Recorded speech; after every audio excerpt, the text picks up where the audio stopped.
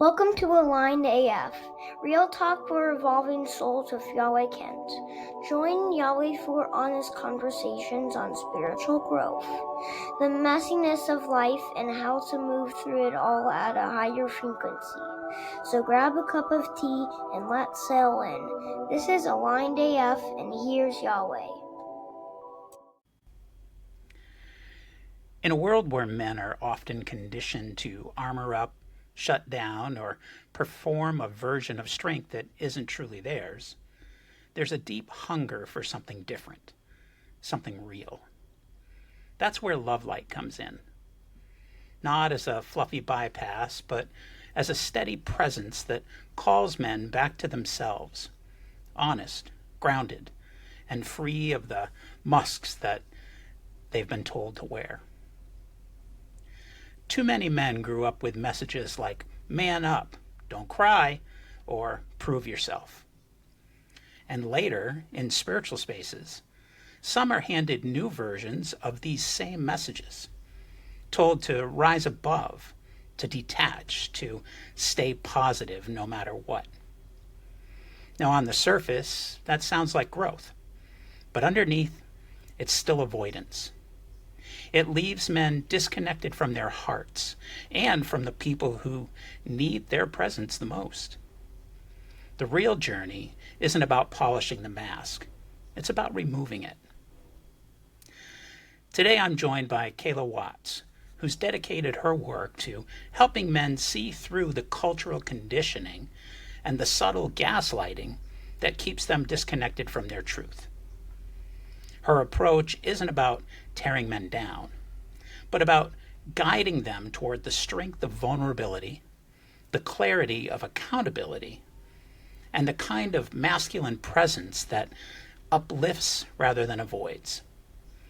Together, we'll explore what it means to embody Lovelight instead of Gaslight, and why this shift matters not only for men, but for everyone they touch. Welcome back to Aligned AF, real talk for the evolving soul. I am your host, Yahweh, and I am very excited about today's episode.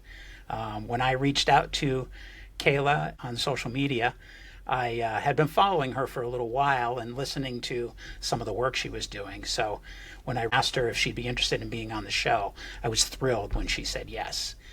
Kayla Watts is an emotional wellness guide and the creator of Lovelight Attunements. She helps people return to the safety of their own hearts while awakening the strength, resilience, and adaptability needed to move through life with grace.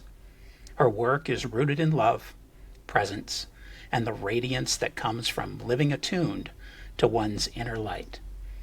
Kayla, welcome to the show. Thank you so much. I'm so happy to be here with you. I'm thrilled that you joined us today. Kayla, I'd love to just dive right in. Let's take a minute, though, and have you tell us a little bit about yourself. I know I said a lot already, but anything you want to share with us? Yeah, as you were talking about men and needing to have just a safe place and to feel accepted, and I was just reminded to when I was a little girl and people would just kind of tell me things, and especially little boys would share with me, and I remember having this like empathetic ear when I was a kid. But also, like, much of my childhood and teen years and even my early 20s, not feeling like I was good at anything, and realizing that that is like actually a gift, like the gift of listening and understanding and wanting to know another person deeper. It's like I'm kind of seeing like we don't always know what our gifts are when we're little. Like sometimes it takes later in life for them to reveal themselves, and it's just been such a joy having this like constant curiosity of wanting to learn people and understand people. Yeah, that's wonderful. Well, I'd love to just jump right in. Kayla, can you tell me what inspired your shift into focusing your work on men and the masculine? Yeah, so there has been a lot of talk recently about masculine feminine dynamics. It's been something that I've been really curious about. I wanted to learn as much as I could about it. And I've always felt really balanced between the two, but it wasn't until I went through a divorce and had to bring my masculine online, really rebuilding myself brick by brick and letting my masculine be a healthy version of it, because, you know, the wounded masculine is like, I have to do it all by myself, and like life's so hard, and, you know, it's not the healthiest expression of it. And so just seeing like, oh my goodness, you know, within each of us is both the feminine and masculine. But Yeah. I have just been drawn to learn more, and reading Alison Armstrong. She's made a huge impact on my life this year. I've read a number of her books. She studied men for 15 years.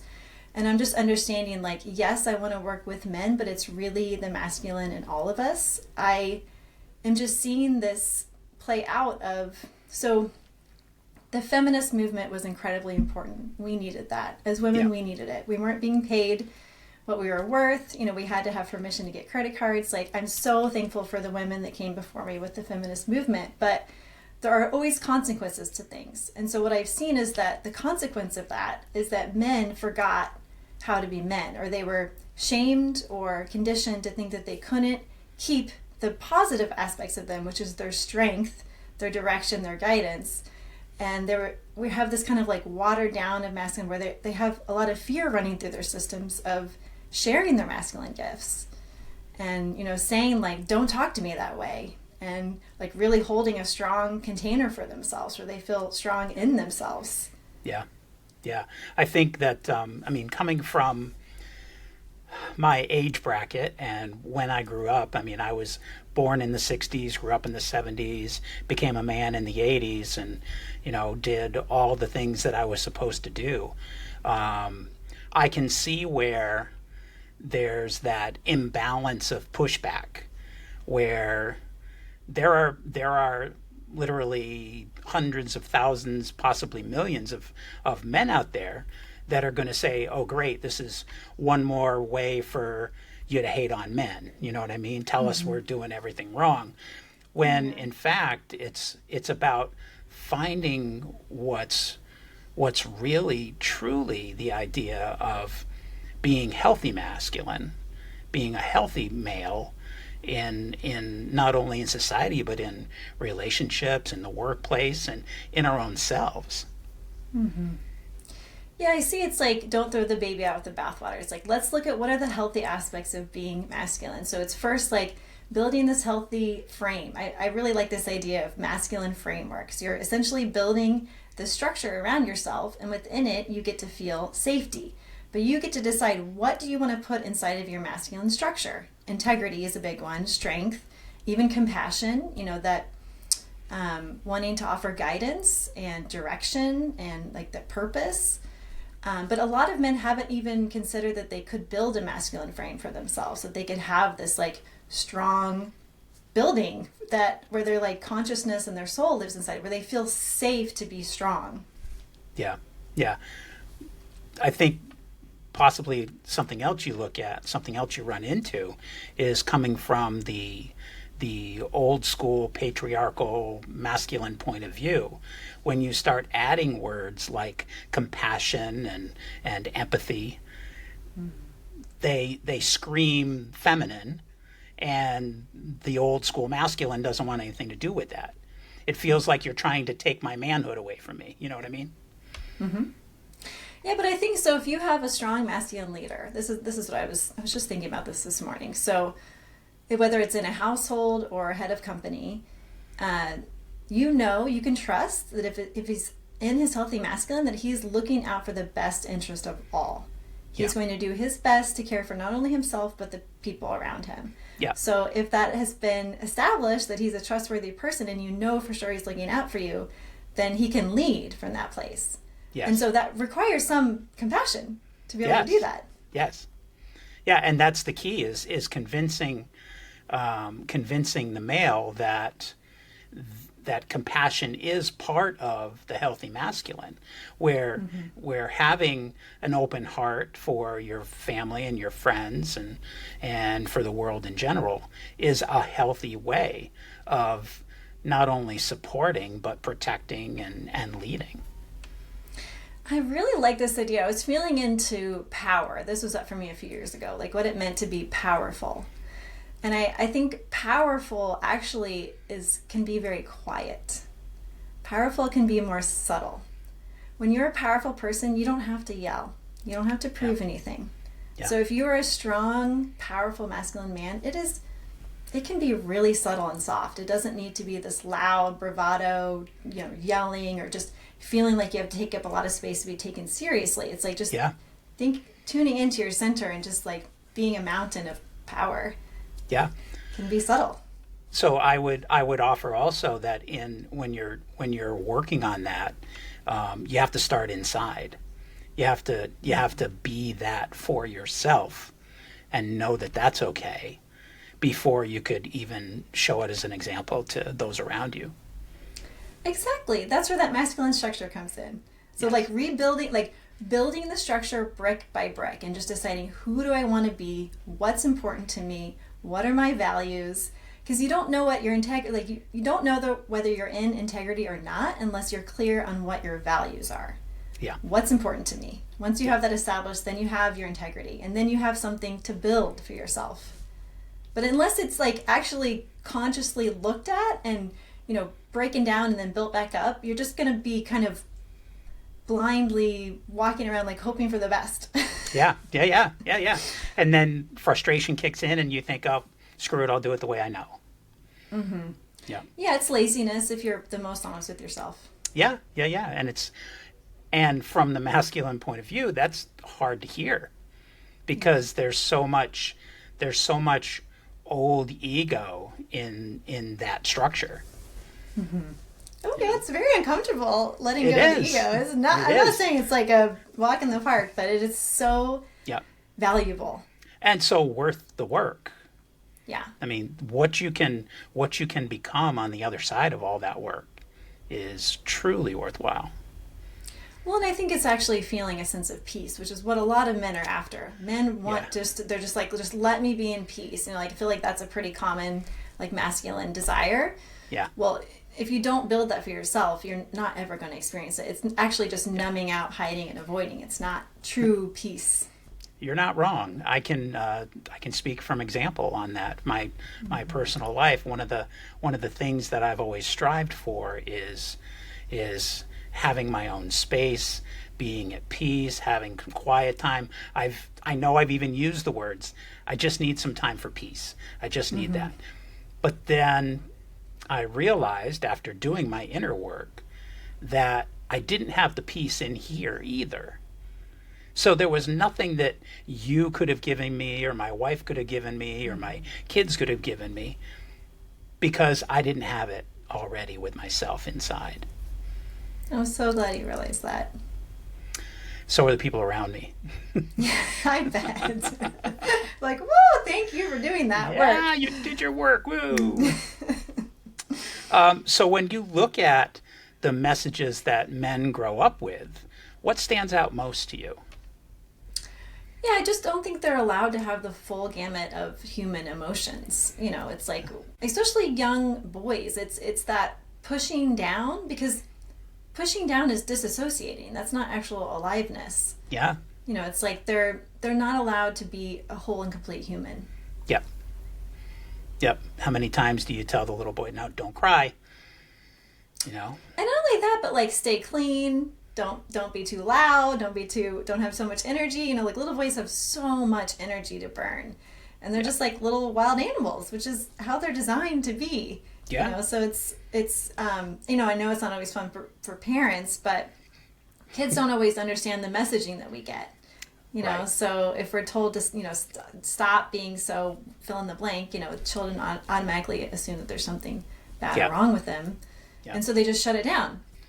Yep. I just see so many men disconnected from their animal, and I do think finding that animal part of them, like that roar, like the I don't know if it's a bear or if it's a lion, pick your animal. Lion's a wolf. Being disconnected. Yeah, like you have to find that animal again for men. Women need it too, for sure. But to find that animal piece of you again is actually where you can find the primal part of you that has the strength to build the structure. But I think it's hard to fully connect with it if you don't have access to your animal. And so it takes intentional work to go back to have that chance to reconnect with the primal part of you. Yeah. I like this I like this aspect of what you're talking about because so many men have this loud part to them or this angry part to them, and they might assume that's what you're talking about, where it couldn't be further away from the truth. No, it's this, let me see if I can put it into different words here. It's like the soil of our being is how I think of it. It's a dark part of us, but not an evil part. And when I say dark, I mean soil. It's like it's where we can find our root chakra, like really connect to the most basic primal element of our beings. Yeah. And if we haven't even considered to go there, we don't know what that means. So it's a felt experience, and it's simple, it's just giving yourself the time and space to tune into, okay, what's the animal that lives in me? What kind of sounds would this animal make? And all of a sudden you're like, oh, my protector is online now. Yeah. I didn't have access to this protector. And the protector is first self-protection. And that's what I was saying at the beginning of, like, don't talk to me that way. I see so many, there's always this push-pull between the masculine and the feminine. The feminine loves to push. We push, push, push, push, push. We love to do it. Look at a children are like little feminine beings. Adult women we just love to push you. Like, the feminine urge to nag is real. I was married for a long time, so I know. So we push, but we want something hard to push up against. We need our men to say, don't talk to me that way. But if you haven't found your inner protector as a man, you don't feel comfortable saying that. You don't feel safe. You're afraid love's going to leave. You don't want to threaten the relationship. Like, it's coming from a really kind and loving place that men aren't pushing back. Yeah. But it would actually feel better for both parties if there was just a little bit of, like, that's not how you speak to me in this house. You'll be respectful. Like, just don't, like, actually, you're allowed as men to say this is not okay. To be feminine. Yeah. And to know that it's okay. It's not a control thing. It's a boundary thing. Exactly. And I will have that same boundary for you. Yes. And if there's anyone that is uncomfortable with you asking for respect, they're benefiting from you being boundaryless. They're benefiting from you abandoning yourself. Yeah. And that's not love. That's not a loving relationship. No, I mean, it doesn't control. And we can be patient, right? So when we make these big shifts, we have to be patient that it's going to be uncomfortable for the people around us. So, just don't write them out of your life immediately. Just be like, okay, I'm trying something new here. Like, are you ready? Like, don't talk to me that way. And they're going to have their own process around it, right? Because it's going to bring up stuff for them. So we give them space for it to be uncomfortable. Like, I know you're not used to me, like, with these boundaries, but these boundaries are important, and letting them have their own process. And hopefully they can look at themselves and be like, okay, wow, he's right.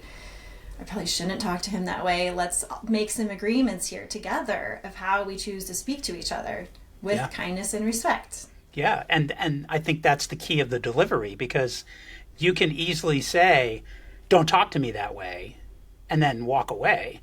And that's not an effective tool, where you can say, hey, I don't appreciate the way you're talking to me. I don't think you should be talking to me that way ever. And I also recognize that it's not my place to talk to you that way either. So I want you to know that I'm going to work on it. Yeah, let's make an agreement in this household. Let's decide together. Yeah. How do we want to communicate with each other? Yeah. It's like you can make agreements within it's like romantic relationship, friendships, business, partnership. You can decide on these agreements, and when they're spoken to, you're much more likely to adhere to them. Yeah. But if they're not ever spoken, nothing ever shifts. Yeah. Well, one of the keys of change management in business is getting buy-in, and that works in relationships too. You have to get the buy-in of the people that are involved in order for anything to succeed. Yeah. Because if they're not willing to do the work, then it doesn't mean you don't bother, but it also means it's going to be a long, drawn-out uphill battle, because only one half is really doing the pulling. Well, and just also helping the other person see that it's benefiting both of us. Yeah, absolutely. It's a win-win. Yeah.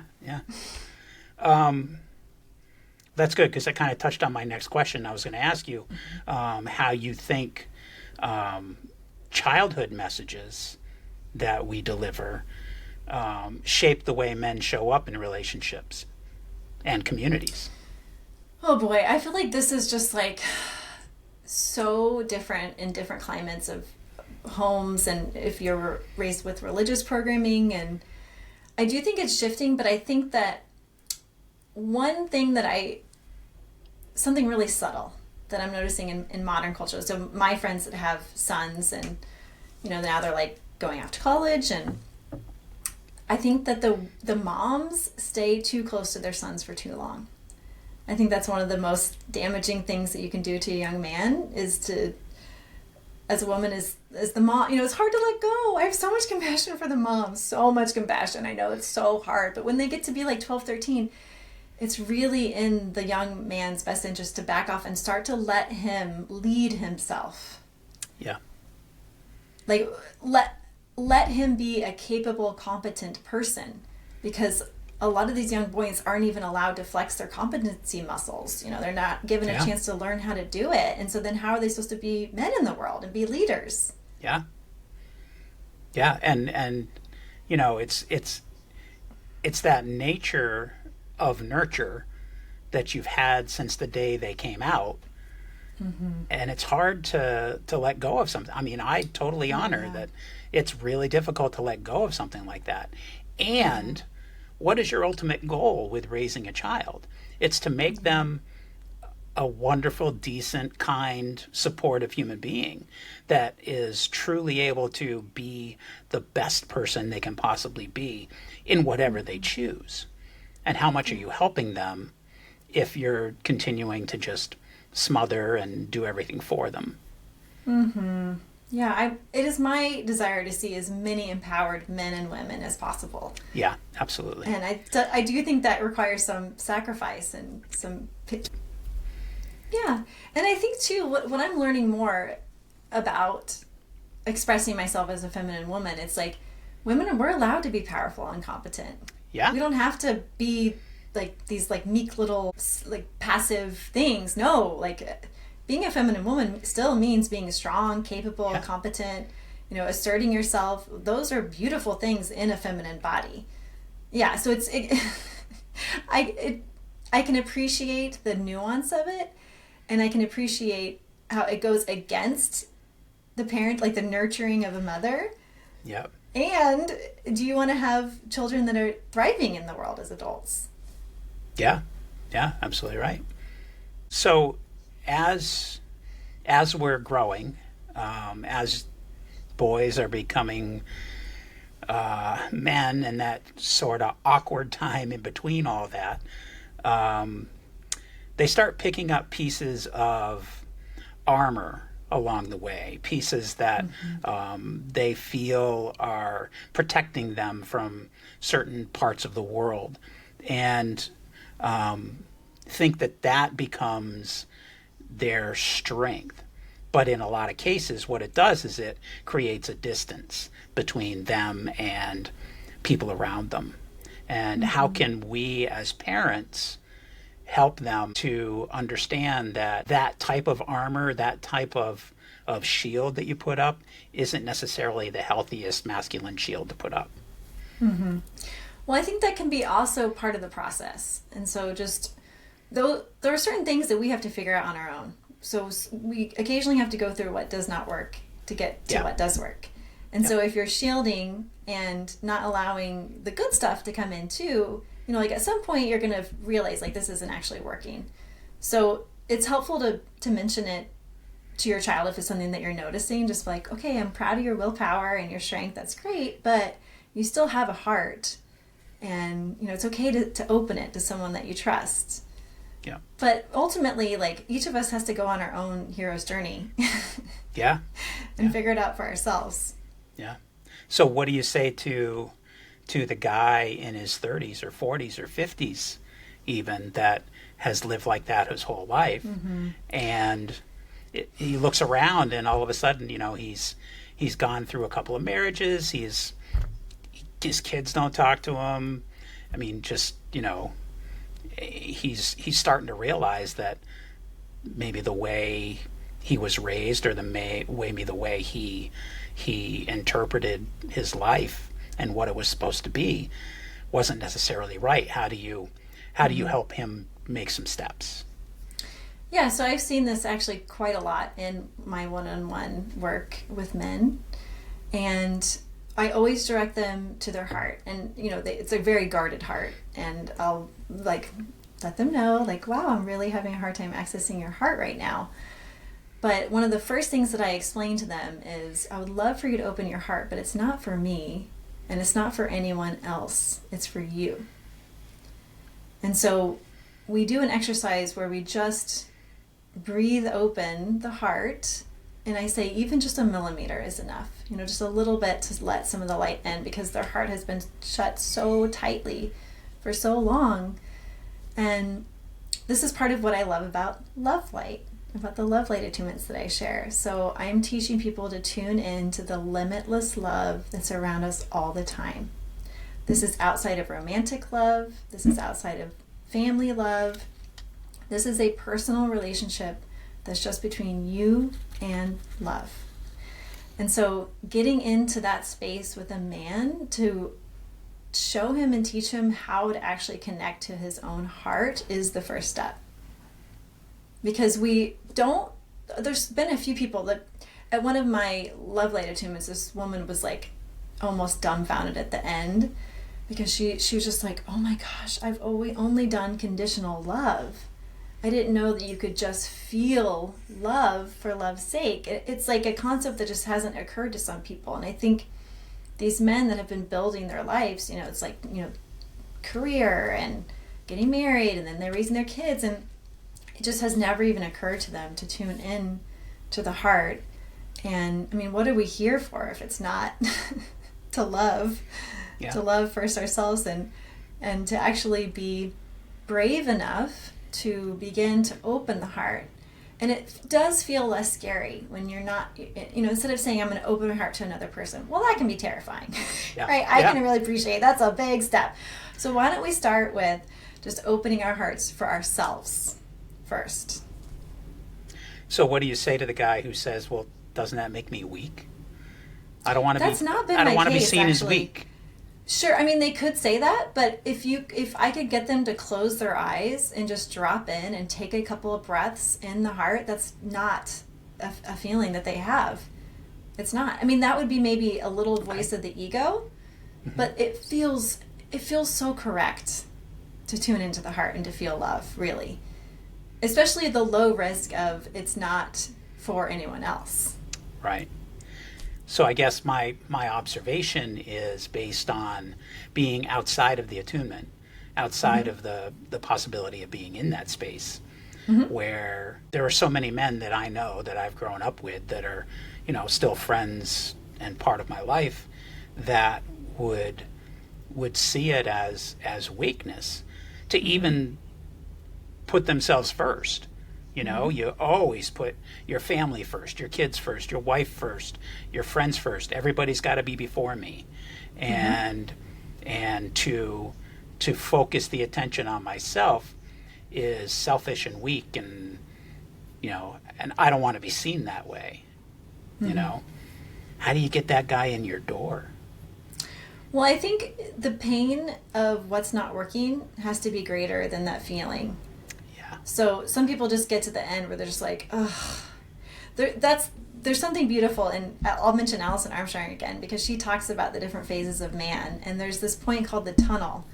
And the tunnel there's 3 stages of Prince, and so that's when you're building your life. And then you go through the tunnel. And the tunnel is when you question everything, when every question is unanswerable, and that is like torture to a man.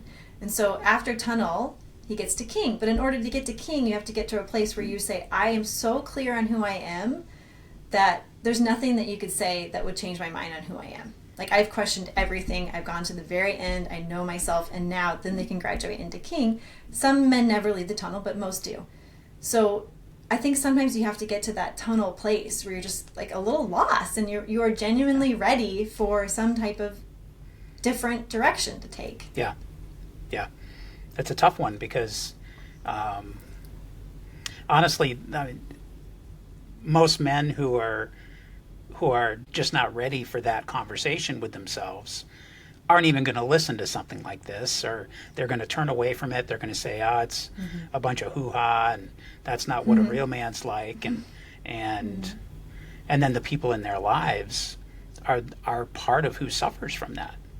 Yeah. So let me ask you, is there a way where a family member or a good friend or a spouse could say, you know, I really think he would benefit from this. How do I present it in a loving, caring way? Well, I think first we have to be so careful with that, because that's assuming that we know what's better for him than he knows. That's a great point. Right? So someone has to be ready. If you're not ready for change, it is disrespectful to assume that you know better than they do. Thank you. So, yeah. So I'm very comfortable with people thinking it's weak or whatever. It's like I have so much space for people to think differently than me. It's okay. I'm not really here to convince anyone. I'm here to work with the people that are ready for shifts. Yeah, I think that's fantastic. Thank you for bringing that up, because you're absolutely right. It's not your place to tell somebody else they need something. I know what you need. Yeah. Yeah. Never works. I do too. It's for somebody to not tell me what I need. One of the best things that I heard was just to say, like, are you willing to see this differently? And just see what they have to say. Like, if it's no, like, okay, I respect that. But if it's yes, then like there's a little window of a desire for something to shift. So, okay, well, let's see what we can do with that space. You're absolutely right. And I can tell you again from experience, there was a moment in my relationship with Alara where things were not great. I was still drinking. I was just in a tough space. I had turned my back on spirit, and she finally used those words and said, "Are you willing to see this differently?" And I wasn't. And we separated for a while. Mm-hmm. And that separation was my reality check, to see what I was doing to myself and how it was affecting my family. And that way I was able to finally get sober. I was able to finally do the work that I needed to continue to do. All the while she did her work and still wanted to work on us, but we had to live apart for that to happen in that circumstance. And thank God that it happened, because I've been married 3 times, and I always say she's my favorite wife, and she is by far, because she's the only human being I've ever met that is willing to sit and be with me on all this. Mm-hmm. And I think to the point where she need a break. They do, and she was so willing to save this relationship that she was willing to step away from it. Mm-hmm. Yeah, when things aren't working and it comes to a head, like, just let it break. Yep. Because if it is meant to be, you'll come back together. But when you come back together, it's not what it was before, right? No. So it's totally like different. You need the break. The break can be incredibly valuable. And that's a good thing, because you don't want it to be what it was before. Exactly. Because what it was before is what made it break. Mm-hmm. Yeah. Let's move on to a little bit of the difference between Lovelight and Gaslight. Okay, I'd love to. How does it sometimes show up in men's behavior? Gaslighting. How does it sometimes show up in men's behavior, even if it's unintentional? They don't even realize they're doing it. So I think what can happen, and I think I'm understanding your question correctly. So there's this way where the man does not want to rock the boat. And so he just kind of like is agreeable and just goes along with everything. And that is a form of, I think, like subtle gaslighting, where he's not even invested or care enough in the moment to even assert his opinion. And so he's just like, whatever you want, whatever you think. It's not true. Is that, am I on the correct vein of your question? That is part of it to me. That is definitely part of it to me. The other side of it, and I think this is kind of where my question was going. The other side of it is when the man absolutely refuses to believe that anything he did or said or was a part of could be part of the problem. So they will actually convince their partner that it was somehow their fault. or somebody else's fault. Yeah, so that's a really tricky one. So if you've convinced yourself that you're right, then that's your reality, right? So there's not a lot that can be done in that situation. I mean, it really is up to the woman to say, like, you're fooling yourself if you think this is what's happening. Yeah. I'm here and ready and willing to hear you when you're ready to take some accountability. But I think for a lot of people, that step of taking self-responsibility can be terrifying, because it can be like a house of cards that just falls down, and then you realize, oh my God, I'm full of shit. Yeah. Which, like, a lot of us are until we do some shadow work. Yeah. So it's, do you have the capacity or the willingness to start to look at where you might be harming another, where you might be, I don't like to use the word wrong. I don't think that's actually correct, but it's like, what can you take responsibility for on your side of the street? Right. How is it that you can only see what others have done and not what your contribution was to the situation? Yes, and the victim loves to blame everyone else. Like, Yes. You're trapped. So many people, this is men and women both, are trapped in the victim cage. Yep. And so the victim says, like, I was just talking about this over the weekend with a client. The victim's like, you don't understand how hard it is for me.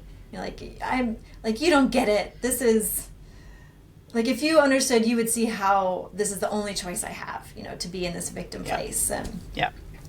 I've been the villain. I've gotten comfortable with being the villain. And what I'll say is, it's spiritual work to allow yourself to be the villain, because I think an empowered person understands that everything that comes into our life is for us. It's a lesson.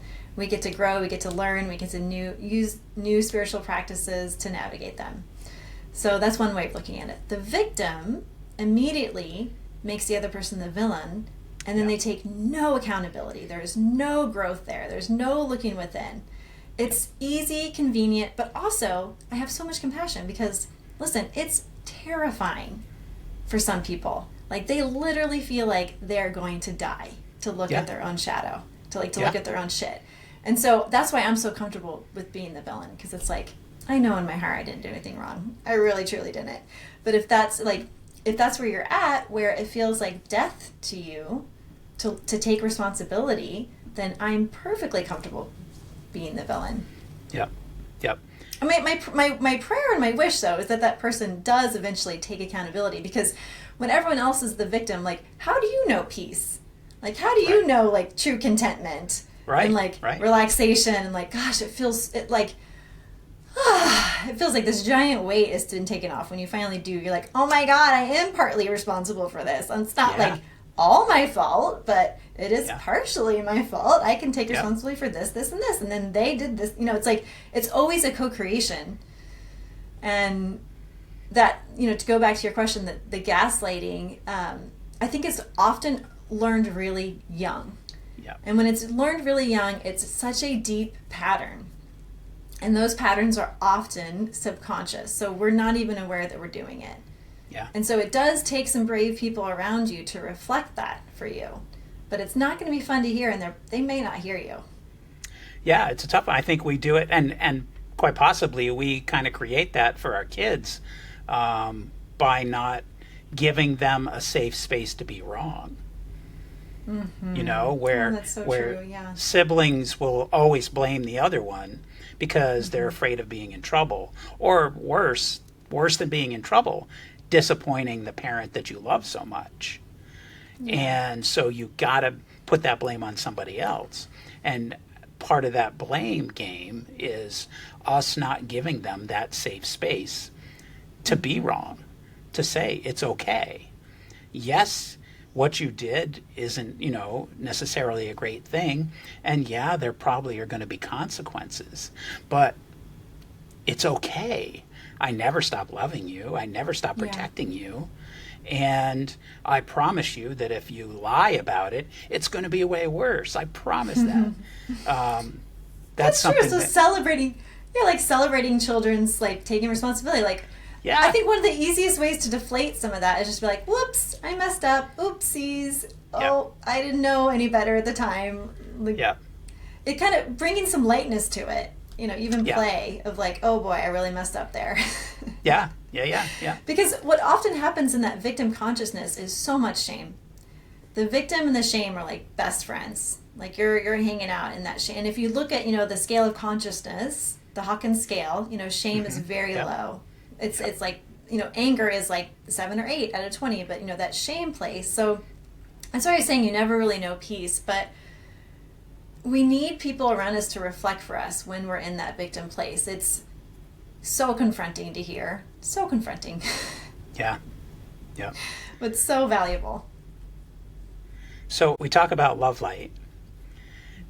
And what I notice I've been doing this type of work for a long time. And I don't mean podcasting, but, energy work, coaching, Reiki master, the whole 9 yards. And so what I've noticed in that type of community, that our spiritual community, our folks that are part of all this, and try to bring it forward as a profession or bring it forward to support people. What I've noticed is that sometimes the love and light scenario is more of a mask than it is a medicine. Mm-hmm. Would you say you see that? Oh, yes. Yeah, it's just like the toxic positivity. So it's not real. I'm always interested in talking about like what is real right now. Yeah. Like, so if you look at like whenever something challenging happens to us, we have to start in victim. You have to say like, this happened to me and it sucked and I hate it and they were mean and I didn't like it. Yeah. Now we just don't want to get stuck in victim. But it makes me want to scream when people can't touch on what's real, because it's like it's a muscle. Sometimes we have to flex this muscle of actually starting in victim and saying, I hate this sucked. And then you can move on to like having some compassion for it. But so that's the first thing I want to say. And the other thing I want to say is with Lovelight, the whole concept of it, the way I think of it is we need to first regulate our nervous systems before we can go into shadow work. And so like that, what I was saying is a lot of people are terrified to take self-responsibility and look at how they might be part of the problem. Yep. Well, if they don't have a regulated nervous system, they're just going to beat themselves up. And that's not actually helpful.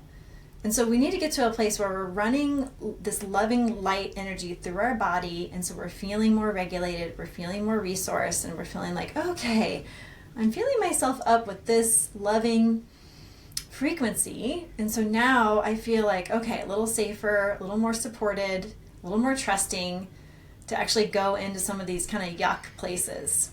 Yeah. And so it's like, because to me, we're never going to be whole integrated beings if we don't go into both places. Like we need to go into our darkness and we need to celebrate the lightness. Like they're equally valuable. Yep. I think this is good because I think there's so much value in what you're saying for addressing your nervous system with sort of the love light concept, because even if somebody finally says to himself, yeah, I'm kind of being an asshole right now, and I see myself having done that before, I need to look at that. And then they look at it, and all of a sudden they spiral into this, oh my God, I'm a bigger asshole than I thought I was. And it makes it worse for them because they haven't prepared themselves in any way. So that's where you come in. About it. Yes, and that's I'm constantly checking in with clients when we're going into some of these shadow works. I'm like, okay, you're not using this to hurt yourself, right? Like we're gonna go do this practice, but promise me that you will not hurt yourself with it. Like it is staying in the energy and frequency of loving compassion as you look at your darkness. Yeah. And I was, this is another fun conversation I had over the weekend about shadow work and darkness. Is like, I don't want to take the light into the dark. I think our darkness is beautiful. It is part of our story. I love, and like darkness is not demonic, right? Darkness is the soil. It's the dirt. It's where the seeds sprout from, right? And so we wouldn't want the soil or the dirt underneath the grass to be light. That just wouldn't work, right? Yep.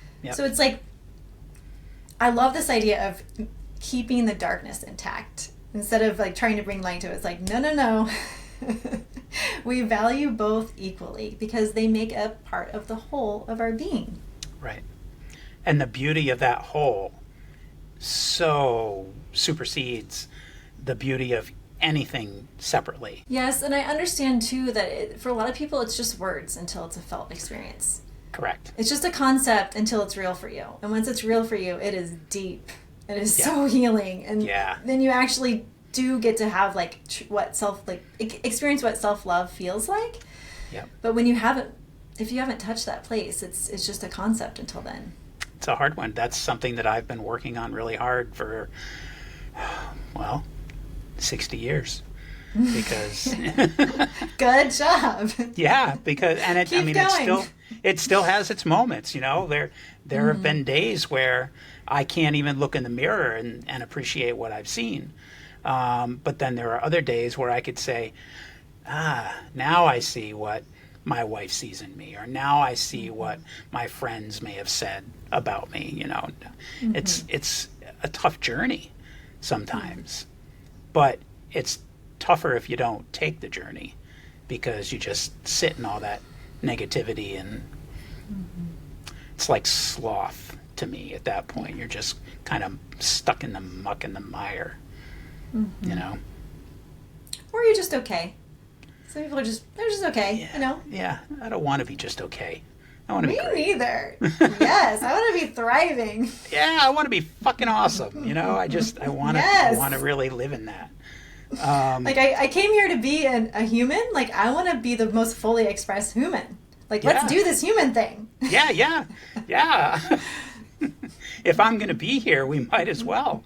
Yes. So we touched a little bit on the spiritual community and how sometimes the whole love and light thing. So what's the difference between bypassing discomfort and actually holding space for real healing? Yeah, I think it's first recognizing that can be a pattern. So bypassing is what we were often taught to just push down your feelings. Yeah. So, and there are certain cases where it's just not appropriate, like if you're at work, if you can't just start screaming at your kids, so Yeah. I can really appreciate that there's a time and a place to do it. But that's why it's nice and important to have people in our lives that we can let some of the steam out. I'm kind of always picture a kettle where it's let some of the air out or it's just going to explode. Yeah. So I think it's giving yourself the time and space to do what I call energetic housekeeping. And that is actually letting yourself roll around the ground and growl and make noises and moan and, just like all of us are connected to this frequency of the US that is very fast. So I lived in Mexico for 4 months in the mountains and just got to meditate all the time and stare at the mountains, and they were my friend. And the frequency there is so much slower. And so I think what a lot of people don't appreciate is it's not only the day-to-day stuff that's going on, but it's also the fast frequency of the United States. It can start to feel like a heavy burden that a lot of us are carrying, the do more, set goals, keep going, achieve bigger, grow, more. And so it's kind of like us, if you don't let out some of that tension, it's like we're all trying to carry around our own personal boulder of stress and overwhelm.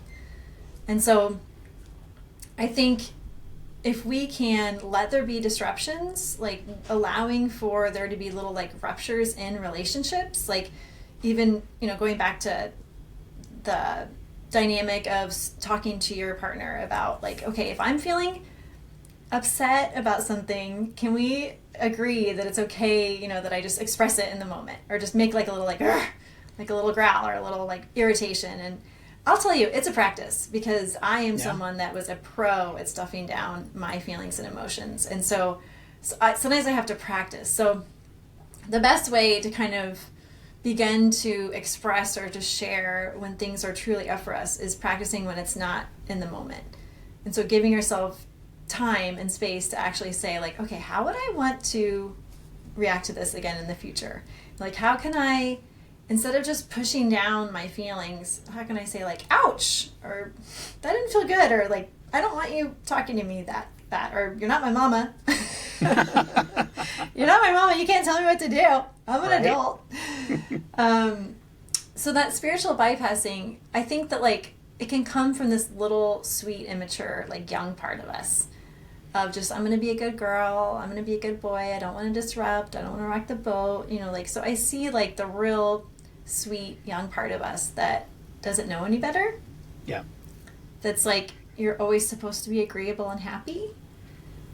You know, it's like, that's where your value lies. If you're not agreeable and happy, then what good are you? You know, it's like a lot of the story that runs through people's minds, I think. Yeah. And so giving yourself permission to be a little bit inconvenient sometimes is, like, I think a big piece of this spiritual bypassing. And also just having trusted people in our life that we can blow off some of that steam with. Establishing that tribe or that group or even that one person that you know you can go to, and they're just going to sit there and let you growl, let you scream, let you grunt, let you moan, whatever it might be, because they know it's not about them, and they know that it's healthy for you to express it. And I will say, I do think people are getting better at that. And not spiritual bypassing. I do feel like that has become more and more part of the conversation. And to me, my commitment is always to authentic. And so just, it's again, like, what do you value? So if one of your values is authenticity, saying, like, okay, I'm committed to bringing the most authentic version of me forward. And sometimes that doesn't always mean being in a cheerful mood or a happy mood. And what I found, though, is so interesting is, like, when you do let yourself just move that energy and express, you kind of tend to be a little more positive and happy. It's just a natural byproduct of that, of letting them, because that's been reflected for me a lot, actually. It's like, you're such a positive person, and it's like, well, that's not intentional. It's not what I'm doing. I'm just being the most true to myself all the time. Like, I would not consider myself a positive person, because I'm very quick to say this sucks if it does, you know. And I think that's, like, they just maybe don't have language for it, the correct language. And so they just label it as positivity. You know, like, I'm dating right now, and so if someone's like, I only want positive people and no drama and protective peace, it's like, okay, you've clearly not done any shadow work. You're not interested in looking and being an empowered person yet. You know, like, maybe someday you will. But it's, just allowing what's real to come forward. You'd have to. You're looking for that. I'm not the person that you wanna spend time with. Believe me. Nope. You are not going to get that from me. I'm not dramatic, but I am real. Yes. I speak truth. If you're looking for somebody that's always going to be sunshine and rainbows, you got to look somewhere else. That's not a possibility. Or if it is, like, okay, let's go down that for a second. So if you're a man looking for a woman that is always positive and happy and that is suppression. She's going to have so much backed up emotion. It goes from here, the chin, all the way down. And so she's going to be locked in. And so you're not ever going to have access to her heart, her belly, like her softness. It's just not going to happen. No. But in a lot of those cases, guys don't realize that. No, it's okay. Yeah, it's perfect. Like, like the correct people find each other. Yep, exactly right. Mm-hmm. So when men start to step into this space, like the Lovelight and truly supporting themselves, what kind of qualities begin to shift and emerge for them? Or what can happen? Yeah, so I feel like our body is always cueing something to our own nervous system and to our own soul. And so if you have noticed the way some men walk around in protective, like their shoulders are slumped forward, they're protecting their heart space. Yeah. So they can start to signal to the universe, I'm safe, which means their shoulders are back, their chest is out, they're proud, they're walking with this more secure structure for themselves is really, it's like subtle yet incredibly powerful. I've noticed when I'm in a good space where I'm feeling good about myself and I'm out in the world, whether it's, just running to Target for something or, out doing some shopping or whatever it might be, if I'm in that healthy space, I have noticed that my posture's different and my confidence in my walk even is different. And in those moments, I've actually seen reactions towards me of people, walking in the opposite direction, where people will nod, smile, say hi, versus those days where I feel like crap, I'm in a pissy mood, something angered me, and then people will literally, like, the seas part, because nobody wants to say word one to you. And people don't realize how subtle but how obvious it can be.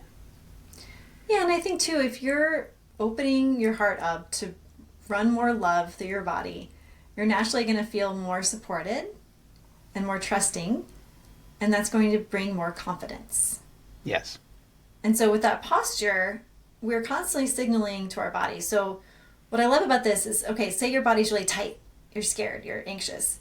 Your body is going to release more cortisol. That's just how it works, the stress hormone. Okay. And so when we work on softening parts of our body, letting go, like really noticing what our shoulders are doing, softening through the belly, then our body naturally produces less cortisol, which is just, I think it's so incredible how powerful we are and we don't realize it.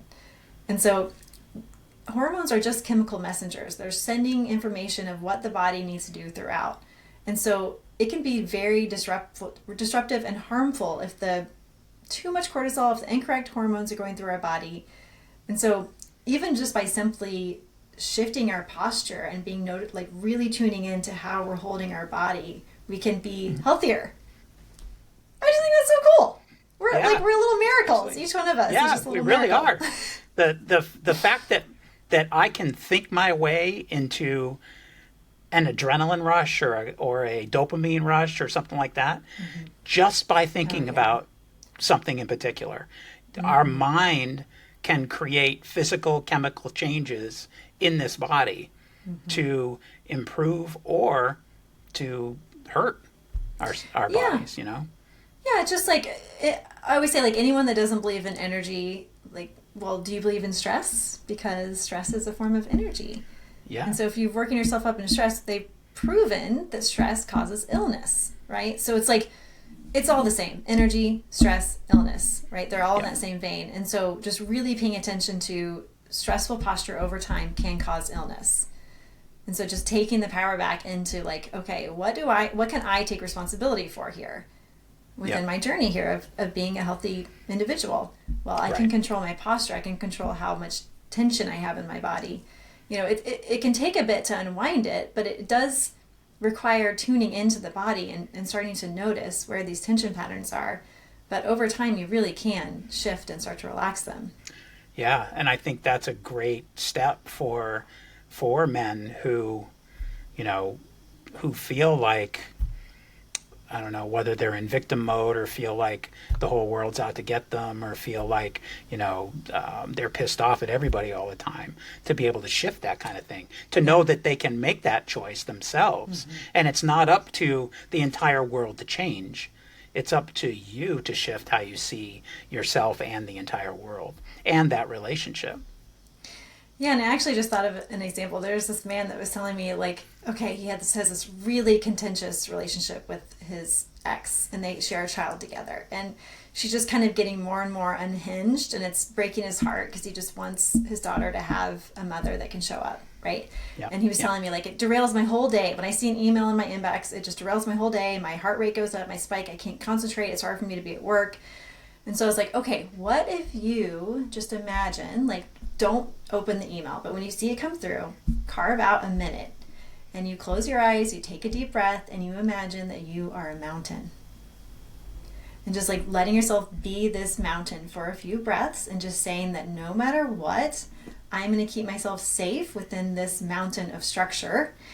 And he did it. And he's like, that actually worked. that actually worked for me.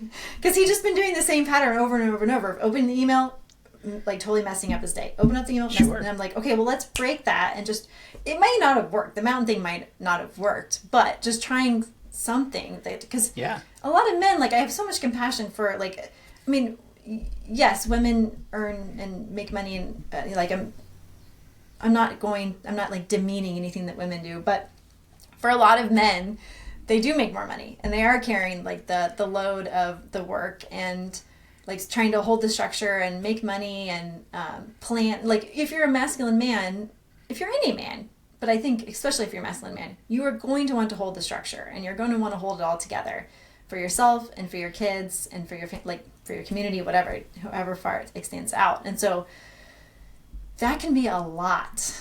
Yeah.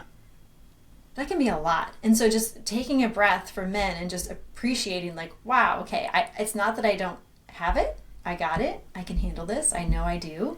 And let's come up with a few practices to where I feel a little more regulated when these really intense moments come up. Yeah.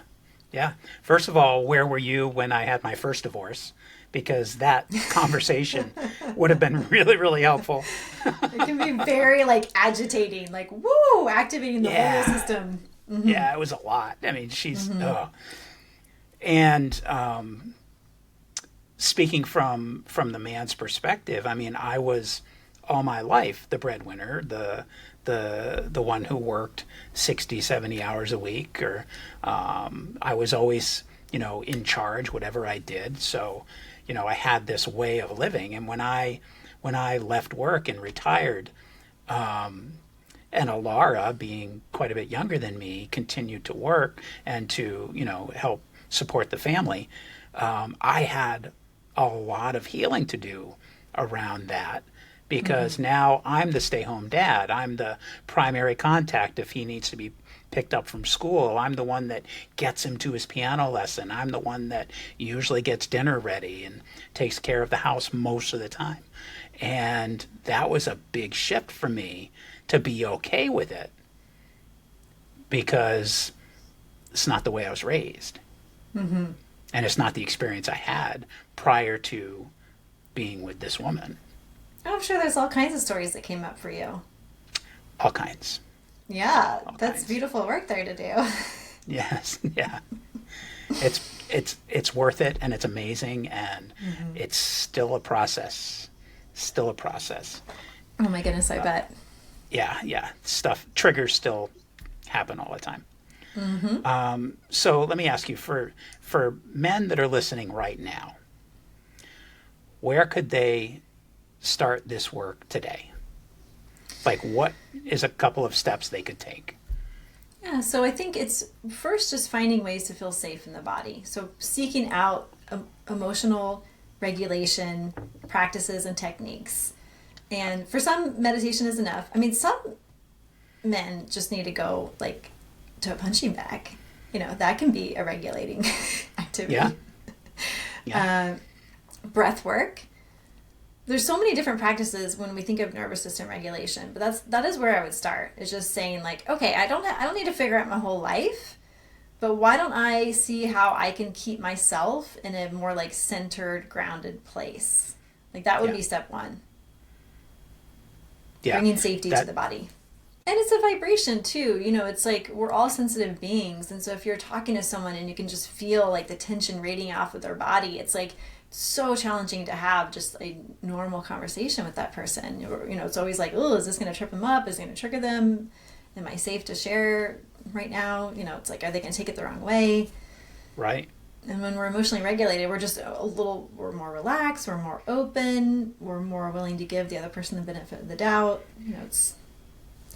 Yeah. So now on the other side of that, what would... for the women or the partners of these guys who are now about to try to go through some sort of shift, what does support look like without falling into the whole fixing or enabling kind of scenario? Yeah. So for women, our work is to just notice where do I have a tendency to mother, and just doing your best to reel that in, because if we want strong men, we cannot treat them like our children. And it would just be a simple thing of asking, like, if there's anything I can do to support you, please let me know. Because you're keeping it in his realm, and so he will let you know if there's anything you do. But until then, I mean, that would be like the kindest, most direct way to say, I'm here, I've got you if you need me, but I'm going to trust that you'll let me know if you need anything. So it's keeping him in his masculine structure instead of just assuming that you know what's right or best for him. Yeah.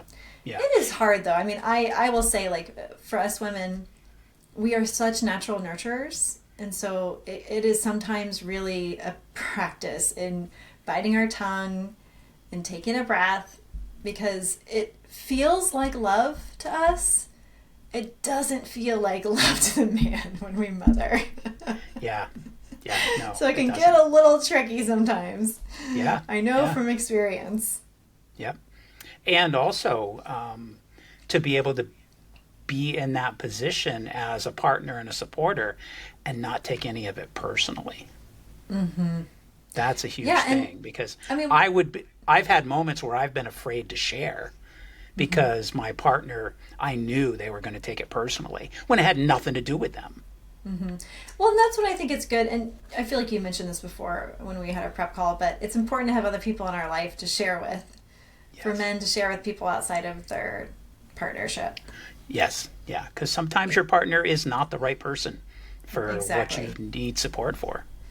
Yeah, and it's so important for men to be with other men, to have support from other men. Like, we all need that. Women need it from other women too, and there is this like desire, I think, to kind of complain about your partner, but it's almost like you can do it in a way where it's still respectful and loving. You know, it's okay to say, like, I have a hard time with this thing that she does. You're not saying she's a bitch. You're not saying, like, you can't stand her. You're just being honest about, like, this is challenging for me when this comes up. Yeah. You know, there's a way to do it that still honors your love that you share with each other. Right. And sometimes you can't say it to her. Right. Like, directly. And it goes both ways. Like, if there's stuff about me that you're annoyed by, I would probably take it personally. Mm-hmm. If I were in that situation. Yeah, and then you just have to look like where in the part of me is guarding, because being defensive is just guarding. And so you're closing your heart in that moment. And so just checking in and, really getting curious about, why does this bother me so much? Why do I feel offended in this moment? Like, this might not have anything to do with this person. Like, that's the beautiful work of relationships, is it's a constant journey and knowing yourself in a deeper way and getting clear on, why is this upsetting me right now? Like, really redirecting it back to self. Yep. And it is so rewarding to do that work and be in that relationship and support each other in that way. Mm-hmm. It's so rewarding. It is. Yeah. If every man could hear one truth about themselves today, what would you want that truth to be? That the masculine is such a gift. Such a gift.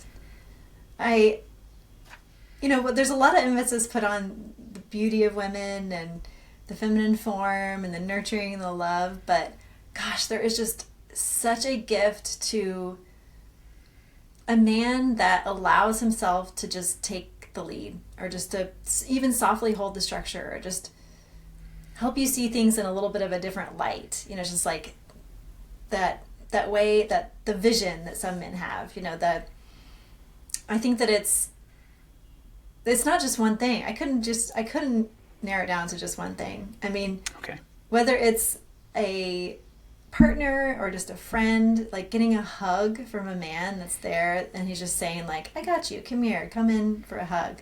Wow. It is such a tremendous gift. Yeah, I think that what you said is probably the most important thing from a man's perspective, because I think in the society that we're in now, as a man, with good reason in a lot of cases because of the patriarchy that's running things the way it is right now, as a man, we're used to being blamed for everything. And not all of us guys had anything to do with that, but we're used to hearing it all the time. So for someone else to say it's a gift for you to be the way you're being right now, you know, it's a gift to me, to us as a family, to the community, to the world. To me, that's the one thing that would really resonate with my heart. Yeah, and so thank you. Oh my gosh, it's my pleasure. Yeah, that's been a big part of my journey this year, is just learning as much as I can about men. And Queen's Code is the name of the book by Alison Armstrong.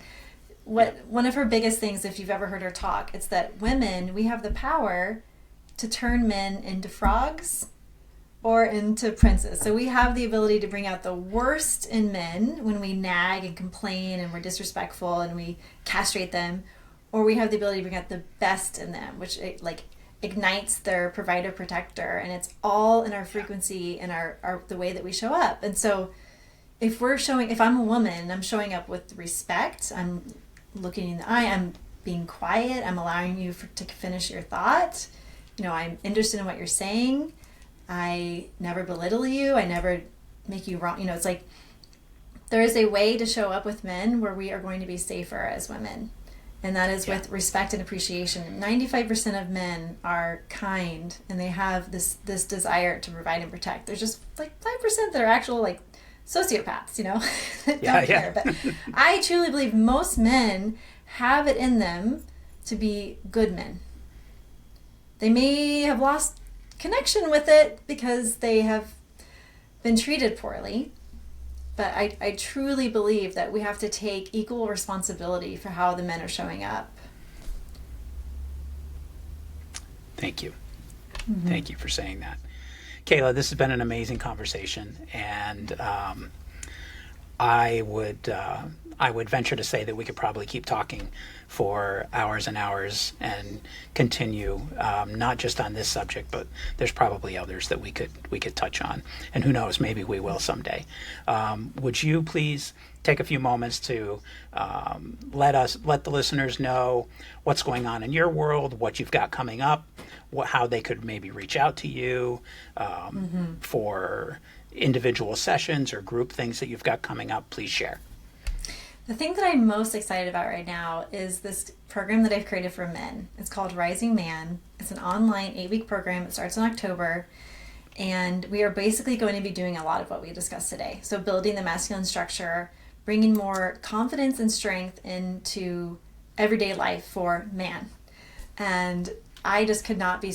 this has been a spirit-led program that it was like strong. Like I was being guided the whole way when I wrote and created this program. It's going to be incredibly powerful, and I need to get a group of men together so that we can do this and co-create something really powerful. So that's the thing I'm most excited about. I do one-on-one sessions here in Kansas City, but I also do online. I have a client in Chicago, so I also do Zoom sessions when needed. But it's basically, my purpose is to help people move into greater aliveness, greater awareness, more expansion, feeling more in their heart, thriving empowered people. Yeah. That's my mission. Okay. So to be clear, you work with both men and women. Yes, I do. Okay. And where can they reach out to you? So on my website, it's called lovingsoulskc.com. Okay. There's a lot of information about local events I'm doing. I'm hosting 2 events here in Kansas City in September. One's a Lovelight group attunement, and then one for women called Authentic Feminine Expression, because I believe inside of every woman is a stifled scream. Okay. So I want to get the women together so that we can really like let loose our primitive woman. So yeah, I have an equal love and appreciation for both men and women. And it's like, I started with women, but the more I did, the more I saw like, okay, I'm a woman that really loves men. And so I also feel like a real desire to be with men in that space. So I love to do both. Good. And so I'll make sure I get that in our show notes. For those of you who are listening, please go back to the description, because the show notes will have her contact information. And then to just recap, your event in October is called Yes, the Rising Man. The Rising Man, and that's October. Yeah. And is that something they can register for at your website? Yes, it's under Okay. events. All right, good. Kayla, this has been fantastic. I'm really grateful that you stopped by. I really enjoyed our conversation. I literally could keep talking to you for a few more hours. So good. Yeah, fantastic. So before we close, I just want to take a breath to honor what Kayla brought to this space today. Conversations like this remind me that spirituality isn't about floating above life. It's about being real enough to meet life as it is. Kayla's wisdom cuts through the fluff with such clarity and compassion. She doesn't just talk about the nervous system repair or the honest masculine. She embodies it. If you felt something land today, maybe a truth you've been avoiding, maybe a doorway into more integrity, I invite you to sit with it. Let it work on you. And remember, honesty isn't the opposite of love and light. It's what gives them roots. Kayla, thank you for your depth today, the groundedness and the courage you bring to this work. I'm grateful we all got to witness it. And to you listening out there, carry one small practice from today into your week. Whether it's choosing a phrase that heals, pausing before you bypass, or softening into presence, being in your heart. These micro changes shape the kind of world we build together. Thank you for being here with me. And remember, every single week, every single day, you're getting closer and closer to aligned AF. Be well. Well, thanks for hanging out with me today. If this episode spoke to you at all, share it with a friend or someone who needs it. You can also leave a review or connect with me online. You can find Aligned AF on YouTube, Facebook, your favorite podcast channel, or at alignedaf.org. And if you want to reach out directly, you can email me at alignedafpodcast@gmail.com.